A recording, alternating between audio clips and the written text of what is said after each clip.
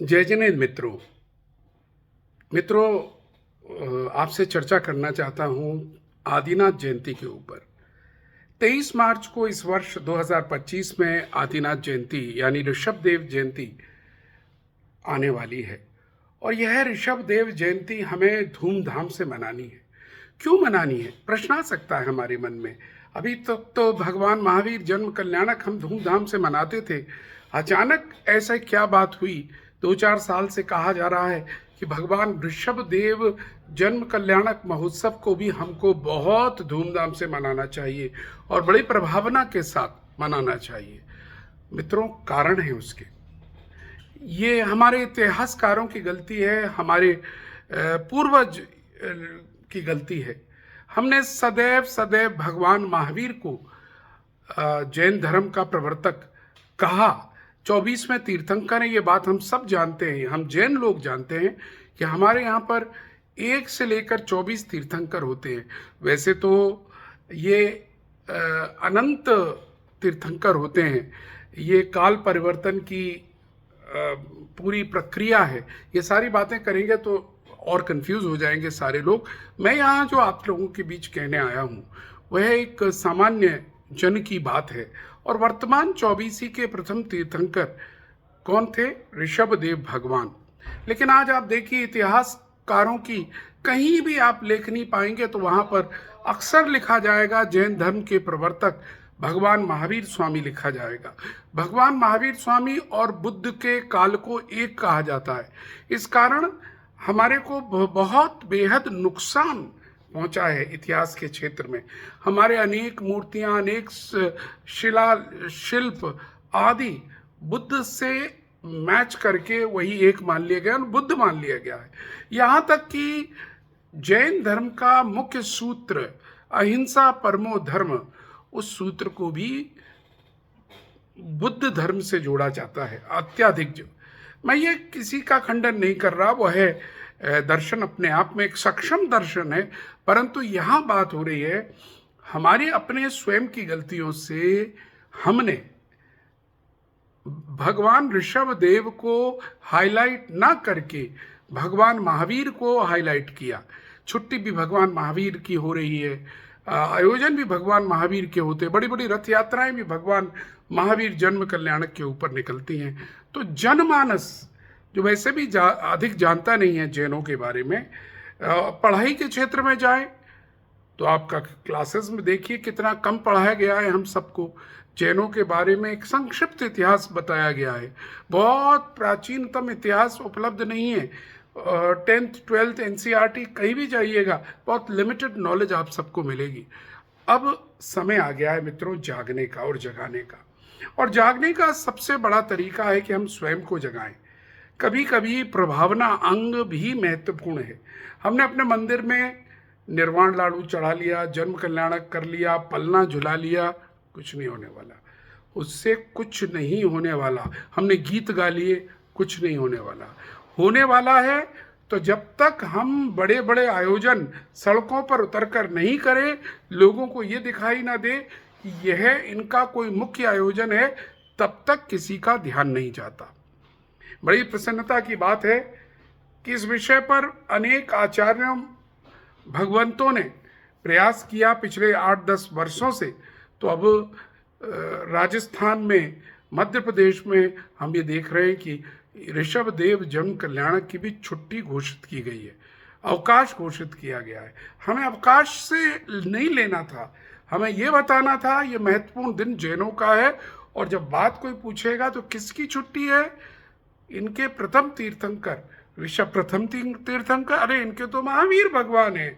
नहीं, महावीर भगवान तो इनके 24वें हैं, इससे पहले 23 और हुए हैं, और प्रथम ऋषभदेव। और ऋषभदेव लाखों लाखों लाखों वर्ष पहले हुए हैं। यानी जैन दर्शन अति प्राचीन दर्शन में से है, जिसे हमने अपने स्वयं के प्रयासों से कोई पहचान नहीं दिलाई है। देखिएगा ना क्या हुआ, हमने पिछड़ते गए। आज हम अपने घर में कह रहे हैं कि ऋषभदेव के पुत्र भरत चक्रवर्ती के नाम पर इस देश का नाम भारत पड़ा। इसके कई इतिहासकार लेख आदि सब कुछ उपलब्ध हैं, परंतु हमारे कहने से क्या होगा? इस बात को हमें गोष्ठियों के माध्यम से, सभाओं के माध्यम से, विशेष आयोजनों के माध्यम से जन जन में प्रसारित प्रचारित तो करना होगा। इतिहास में अगर किसी इतिहासकार ने गलती की है तो ठीक करने का कार्य अब हम सबका है, और वो ठीक जन मान्यताओं में पहले इस बात को बताना है कि भरत का भारत ये भरत चक्रवर्ती के ऊपर है, ना कि शकुंतला वाले भरत, ना रामचंद्र जी वाले भरत के ऊपर ये भारत का नाम है। अनेक दर्शन स्वीकार कर चुके हैं इस बात को, परंतु इसकी स्वीकारता चाहिए बहुत अच्छी तरह। वो तब होगी जब हम स्वयं अपने घरों में मजबूत होंगे।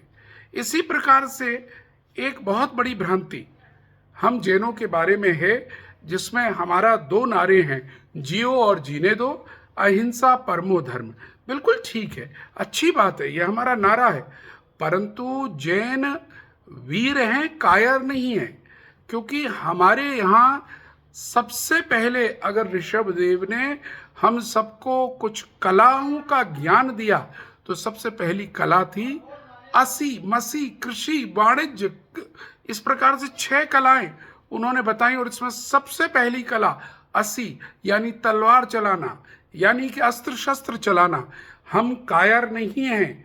भगवान आदिनाथ ने ऐसा क्यों कहा हमको कि आप सबसे पहले लड़ाई लड़ना सीखिए, अपने हकों की लड़ाई लड़िए, कभी किसी निरीह प्राणी पर अपना वजन मत करिए, लेकिन जब भी अन्याय हो रहा हो उसके खिलाफ करिए, अपने देश के खिलाफ लड़िए। आज बड़ी प्रसन्नता है, इस बात को लोग समझ रहे हैं, खासकर तमिलनाडु और कर्नाटक में ये भावना होती जा रही है, और इंडियन एयरफोर्स और इंडियन आर्मी में हमारे नए युवा आते जा रहे हैं। आज आवश्यकता है हम सबको भी ये अपना जो हमने बनियों का चोला ओढ़ रखा है, या हम चार्टर्ड अकाउंटेंट ही बनेंगे, या हम सिर्फ कंप्यूटर प्रोफेशनल ही बनेंगे, उससे बाहर निकलें। हमारे लिए सबसे बड़ा प्रोफेशन है सेना। अपने बच्चों को बताएं कि हम देश की रक्षा में भी अग्रणी हैं, क्योंकि हमारे प्रथम तीर्थंकर ऋषभदेव ने हमें ये पहला ज्ञान दिया था, पहले देश की रक्षा तब किसी और की रक्षा। असी मसी कृषि वाणिज्य यानी खेती करना उत्तम है, यह सब उत्तम है। वाणिज्य कॉमर्स के ऊपर भी उन्होंने बहुत कहा, कला भी कहा, विभिन्न प्रकार की कलाओं का करा।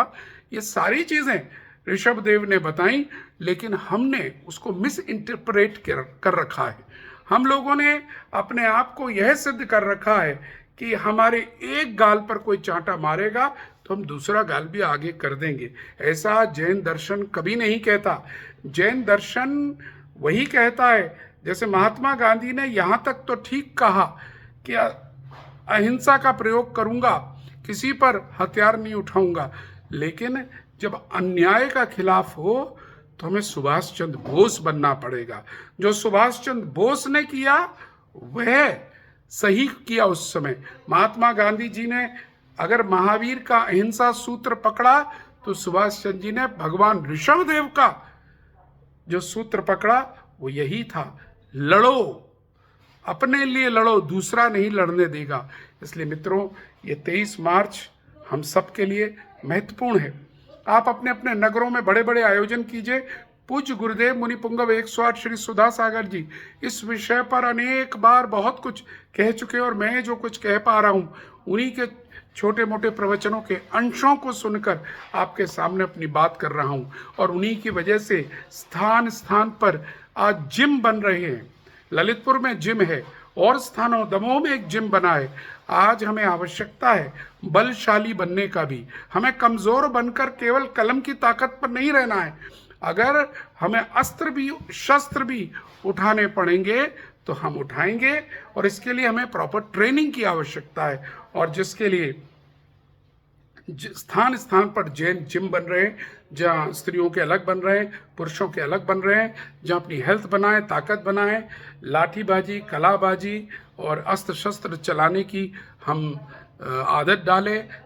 एकदम घरों में शांत रहना हमारा परिणाम तो है, परंतु भगवान आदिनाथ का स्मरण करें।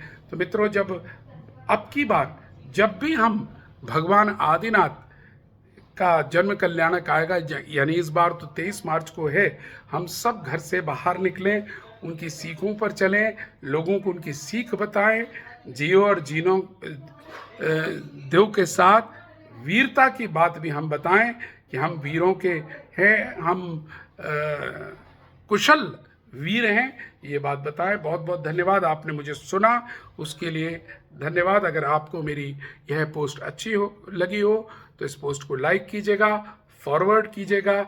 समय समय पर आपसे मिलता रहूँगा। मैं हूँ आपका मित्र मनोज जैन बाकलीवाल, आगरा।